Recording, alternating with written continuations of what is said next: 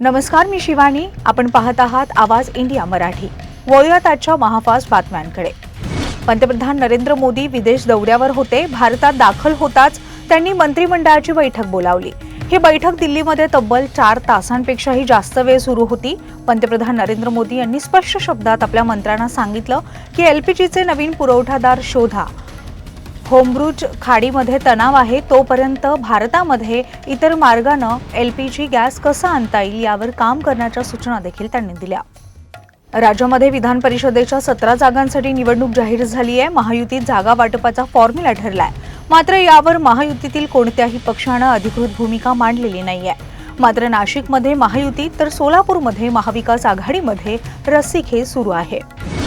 राष्ट्रवादी शरद पवार पक्ष विलिनीकरण होऊन एनडीए सोबत गेला तर मी दुसरा पक्ष निवडेल, इतर पर्याय निवडेल, पण भाजपासोबत जाणार नाही असं वक्तव्य रोहित पवार यांनी केलंय. रोहित पवार यांच्या या विधानामुळे राजकीय वर्तुळामध्ये चर्चेला उधाण आलंय. कर्जवाटप आढावा बैठकीमध्ये मुख्यमंत्र्यांनी राष्ट्रीयकृत बँकांच्या कामकाजावर नाराजी व्यक्त केली आहे. शेती कर्ज देताना शेतकऱ्यांकडून सिबिल स्कोअर मागू नये आणि कर्ज प्रक्रियेमध्ये कोणतीही अडचण निर्माण करू नये असे स्पष्ट निर्देश सरकारकडून देण्यात आले. ठाण्यातील गावदेवी मार्केटला लागलेल्या भीषण आगीच्या पार्श्वभूमीवर उपमुख्यमंत्री एकनाथ शिंदे यांनी घटनास्थळी भेट देत महत्त्वाची घोषणा केली आहे. सर्व मार्केटचे इलेक्ट्रिकल आणि स्ट्रक्चरल ऑडिट करण्यात येणार. तसेच पुढील 10 दिवसात मार्केट स्वच्छ करून व्यापाऱ्यांना पुन्हा गाळे उपलब्ध करून दिले जातील. तसेच मृतांच्या कुटुंबियांना प्रत्येकी 10 लाख रुपयांची मदत जाहीर करण्यात आली आहे. राष्ट्रीय कार्यकारिणीमध्ये येत्या काही दिवसांमध्ये दुरुस्तीचा निर्णय होईल असं राष्ट्रवादी काँग्रेसचे प्रदेश अध्यक्ष आणि ज्येष्ठ नेते सुनील तटकरे यांनी स्पष्टीकरण दिलंय. याबाबत आमच्यात चर्चा झाली असून कशा पद्धतीने वाटचाल करायची याचा निर्णयही झाला असं देखील त्यांनी म्हटलंय. इटलीमध्ये जाऊन तिथल्या महिला राष्ट्राध्यक्षांना चॉकलेटची भेट देणं कितपत योग्य आहे? पंतप्रधानांचं हे वर्तन हास्यास्पद आहे. पंतप्रधानांमुळे जागतिक पातळीवर देशाची मान शरमेनं खाली गेल्याची टीका काँग्रेसचे ज्येष्ठ नेते नाना पटोले यांनी केली आहे. राजकीय वर्तुळामध्ये खळबळ उडाली आहे. एकनाथ शिंदेंच्या बड्या नेत्याला अटक करण्यात आली आहे. शिवसेना शिंदे गटाचे येवला तालुका अध्यक्ष पांडुरंग शेळके यांनी आपल्या कुटुंबियांसह घटनास्थळी येऊन महिलेला शिवीगाळ केली, मारहाण केली आणि जीवे मारण्याची धमकी दिल्याचा गंभीर आरोप करण्यात आला. प्रसाद लाड मनोज जरांगे पाटील यांच्या भेटीला गेले. तसंच मराठा समाजाला आरक्षण मनोज जरांगे यांच्यामुळे मिळालं असं देखील प्रसाद लाड यांनी म्हटलंय. विविध विषयांवर या दोघांमध्ये चर्चा देखील झाली. उपमुख्यमंत्री सुनेत्रा पवार आज पुणे दौऱ्यावर आहेत. पुण्यातील बारामती हॉस्टेल येथे सुनेत्रा पवार यांच्या उपस्थितीत पुणे जिल्ह्यातील राष्ट्रवादी काँग्रेसची महत्त्वाची बैठक विधान परिषदेच्या निवडणुकीबाबत पुण्यातील काही नेत्यांसोबत होणार आहे.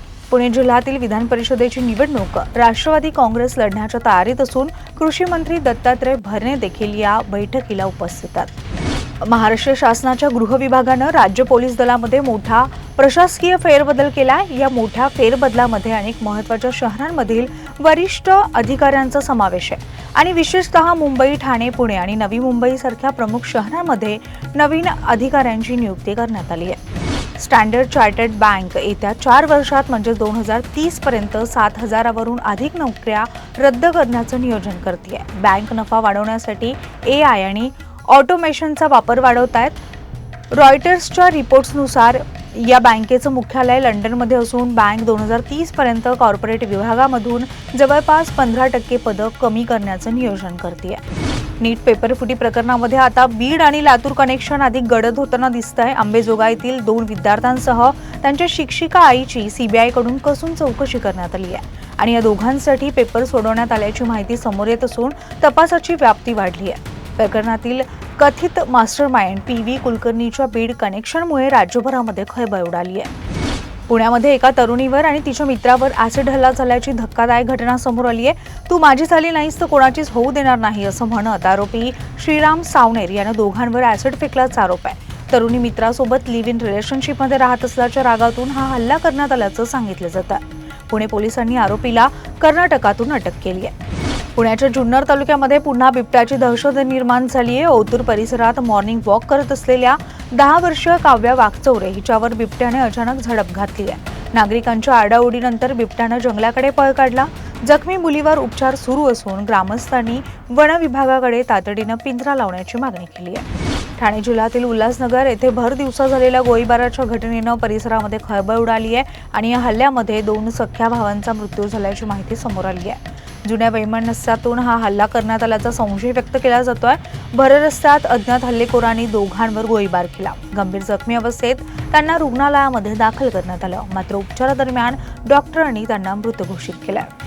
मुंबईतील एका नामांकित शिक्षण संस्थेच्या कनिष्ठ महाविद्यालयाच्या वर्गांना मंजुरी देण्यासाठी एका लिपिकानं लाच मागितली आणि या प्रकरणी लाचलुचपत प्रतिबंधक विभागाने मुंबईतील चर्नी रोड येथे कारवाई करत लिपिकाला अटक केली आहे. सोशल मीडियावरील ग्रुपवर केलेल्या कमेंटच्या रागातून एकाला भर दिवसा संपवलं.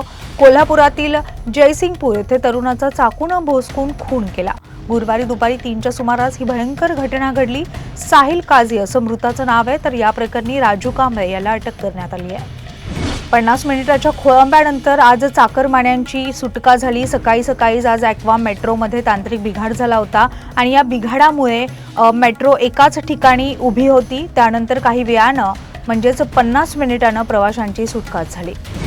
MPSCनं गट क सेवा परीक्षेसाठी टंकलेखन कौशल्य चाचणी रद्द करण्याचा महत्त्वपूर्ण निर्णय घेतलाय. आता अंतिम निवड मुख्य परीक्षेच्या गुणांवर होणार असून हजारो उमेदवारांना दिलासा मिळालाय.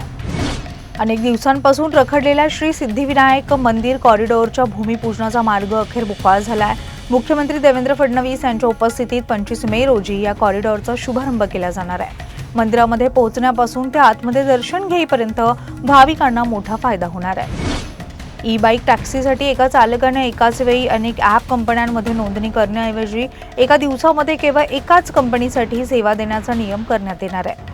पेट्रोलवरील दुचाकींचा वापर करून बाईक टॅक्सी सेवा देणाऱ्या कंपन्यांना थेट काळ्या यादीमध्ये टाकण्याच्या हालचाली सुरू असल्याची माहिती प्रताप सरनाईक यांनी दिली आहे. जळगाव जिल्ह्यामध्ये गेल्या 4 ते 5 दिवसापासून डिझेल टंचाईमुळे वाहतूक व्यवस्थेवर देखील मोठा परिणाम झाला असून वाहतूक व्यवस्थेचं अक्षरशः कंबड मोडलंय. डिझेल मिळत नसल्यानं जिल्ह्यामध्ये 1000 पेक्षा अधिक ट्रक अडकून पडले असून विविध राज्यातून आलेल्या ट्रक चालकांना मोठ्या समस्यांचा सामना करावा लागतोय. काही महिन्यांपूर्वीच मुंबई मेट्रो 11चा वांद्रे टर्मिनसपर्यंत विस्तार करण्याचा निर्णय घेण्यात आला असून पश्चिम रेल्वेच्या गरीबनगर येथील कारवाईनंतर प्रशासनानं सर्वेक्षण सुरू केलंय. सोना चांदीच्या दराचा सर्वसामान्यांना शॉक. एकीकडे देशांतर्गत बाजारातील फ्युचर्स मार्केटमध्ये MCX वर सोन्या चांदीच्या किमतीमध्ये घट नोंदवली जात असताना दुसरीकडे सराफा बाजारामध्ये सुसाट वेगानं कूच करून या दरवाढीला ब्रेक लागताना दिसत नाही. पश्चिम आशियातील सुरू असलेल्या संघर्षाच्या पार्श्वभूमीवर जगातील आघाडीच्या अर्थतज्ञ गीता गोपीनाथ यांनी धोक्याचा अलर्ट जारी केलाय. मध्य पूर्वेतील संघर्षाचा तोडगा निघाला नाही तर भारताला इंधनाच्या वाढत्या किमती, वाढती महागाई आणि मंदावलेली आर्थिक वाढ यांच्यासारख्या अनेक आव्हानांना सामोरं जाऊ लागू शकतं, असं देखील गोपीनाथ यांनी म्हटलंय. महाराष्ट्रातील हवामानात मोठे बदल जाणवत असून तापमानामध्ये घट होती आणि अशातच हवामान विभागाने रेड अलर्ट दिलाय.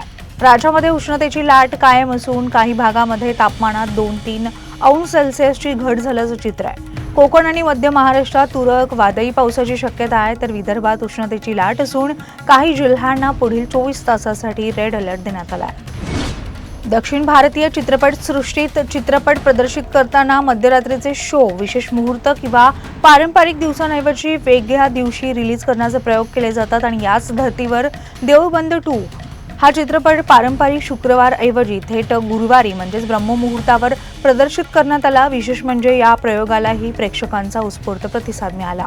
पहाटेच्या शोसाठीही प्रेक्षकांनी थिएटरमध्ये अक्षरशः गर्दी केली.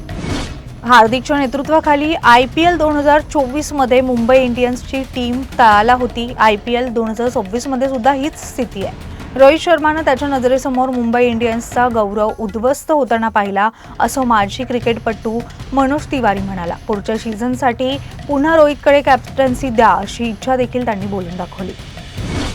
कालच्या सामन्यामध्ये गुजरात टायटन्सनं चेन्नई सुपर किंग्सचा 89 धावांनी पराभव केला आणि या विजयासह गुजरातनं प्ले-ऑफमध्ये आपलं स्थान निश्चित केलंय. चेन्नई सुपर किंग्सच्या या मोसमातील आव्हान संपुष्टात आलंय. आता IPL प्ले-ऑफचा प्रवास रंजक झालाय.